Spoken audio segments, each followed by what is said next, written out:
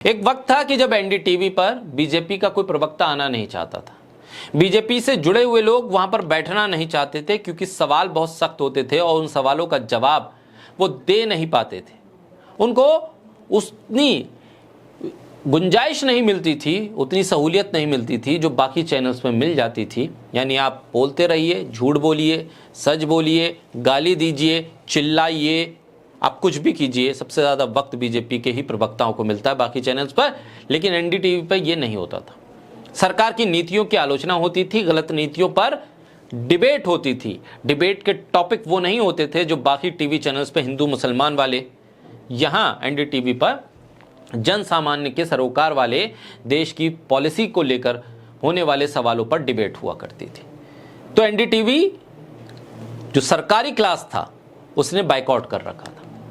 नौकरी लेने भी लोग बहुत कम आते थे क्योंकि जब सरकारी क्लास या सरकार के समर्थक वर्ग उसका बाइकआउट करने लगे तो समझिए आप टीआरपी में भी नहीं होते थे और आपके पास उतना विज्ञापन भी नहीं आता था, इसलिए नौकरी भी बहुत ज़्यादा नहीं थी। लेकिन अब जब से अडानी के पास एनडीटीवी आया है, नई बिल्डिंग भी मिल गई है और नौकरी पर नौकरी निकल रही है। चेहरे पुराने हैं लेकिन उन्हें फिर से रिसाइकल करके लाया जा रहा है। जब एनडीटीवी न्यूज़ चैनल को अडानी ने खरीदा तब रवीश कुमार ने एनडीटीवी छोड़कर अपना यूट्यूब चैनल बना लिया। कहा अब एनडीटीवी में बोलने की गुंजाइश नहीं बची, इसलिए अब हम यूट्यूब पे आ रहे हैं। शुभांकर मिश्रा जो यूट्यूब चला रहे थे, पॉडकास्ट कर रहे थे, कभी कभी अपने एजेंडे को भी दोहरा रहे थे, अब वो एनडीटीवी पे आ रहे हैं। और कब आ रहे हैं? गृह मंत्री अमित शाह की भोज के बाद ये उनका पहला पदार्पण होगा। असर है क्या ये भोज का? उस डाइनिंग टेबल पर बैठने का असर है कि जिस डाइनिंग टेबल के इर्द गिर्द आईटी सेल के महारथी थे जो तमाम झूठ सच को फैलाते थे और ट्रोलिंग करवाते थे। क्या ये रथ बिहार चुनाव के प्रचार की तरफ जा रहा है? अभी कुछ दिन पहले की बात है जब शुभांकर बीजेपी की मीटिंग में आईटी सेल के साथ बैठे थे। वीना जैन एक यूजर हैं, एक्स पर वो लिखती हैं कि शुभांकर मिश्रा रिसेंटली अटेंड ए बीजेपी मीटिंग, जो जगजाहिर है उसके फोटोज भी हैं कि वो बीजेपी की उस मीटिंग में पहुंचे थे। वो ही नहीं पहुंचे थे बल्कि बहुत से ऐसे चेहरे पहुंचे थे जो अपने आप को देसी पत्रकार कहते थे। Where he was seated with BJP IT cell member Rishi Bargi. BJP IT cell के मेंबर ऋषि बार्गी के साथ शुभांकर मिश्रा की कुर्सी थी। एक कथित तौर पर निष्पक्ष पत्रकार और एक आईटी सेल का मेंबर साथ साथ एक बैठक में बैठे हो तो क्या बात हो रही होगी। अब खबर है कि now he has joined Adanis NDTV. Not all गोदी media figures are known to the public, but the good thing is that one by one they are slowly getting exposed.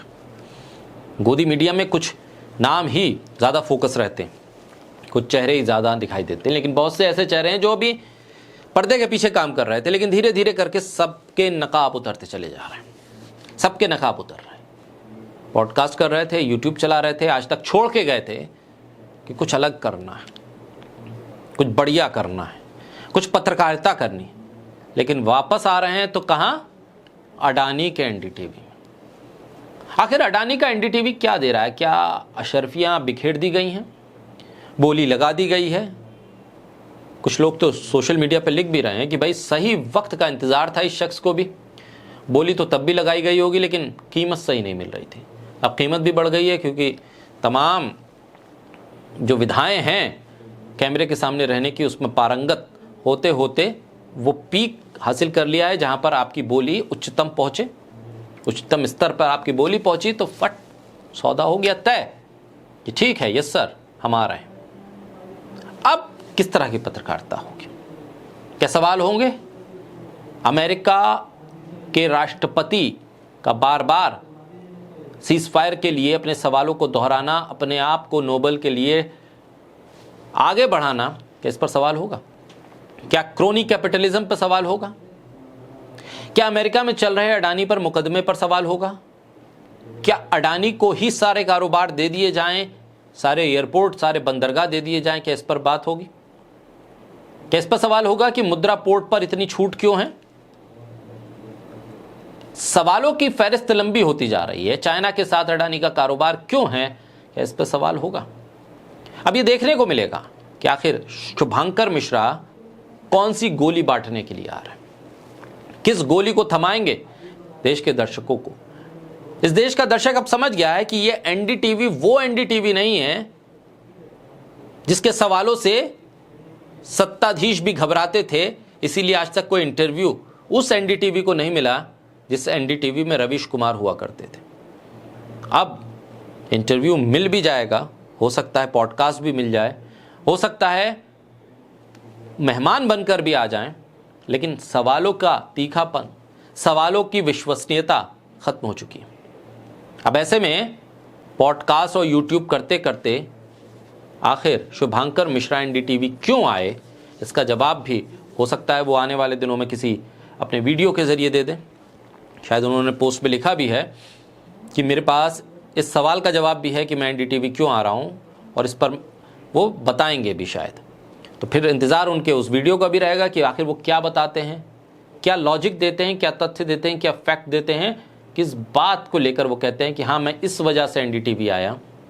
आखिर इन तमाम सवालों के बीच सवाल ये भी है कि आईटी सेल के बीच बैठकर झूठ का एजेंडा चलाने वाले मुखिया की एक बहुत लुभावनी स्पीच सुनने के बाद क्या मन बदल गया? क्या ये बिहार चुनाव की तैयारी है या बंगाल को फोकस किया जा रहा है? लोकप्रियता को भुनाने का तरीका है कि जो जो अलग अलग सेक्टर में लोकप्रियता भुना रहे हैं उनको लाइए फिर एक प्लेटफॉर्म पर जहां से हम अपने विजय रथ को आगे बढ़ाएं। क्योंकि अमित शाह ने एक बार कहा था कि सिर्फ व्हाट्सएप ग्रुप्स के जरिए आप चुनाव नहीं जीत सकते। तो क्या अब चुनाव को जीतने के लिए एनडीटीवी सहारा बन रहा है और उस सहारे को सहारा देने के लिए शुभंकर मिश्रा एनडीटीवी पहुंच रहे हैं? बहरहाल गोदी मीडिया की हर हलचल पर नज़र बना कर रखिए, हर खबर को समझिए, पढ़िए, देखिए, जांचिए, परखिए और फिर आगे बढ़िए।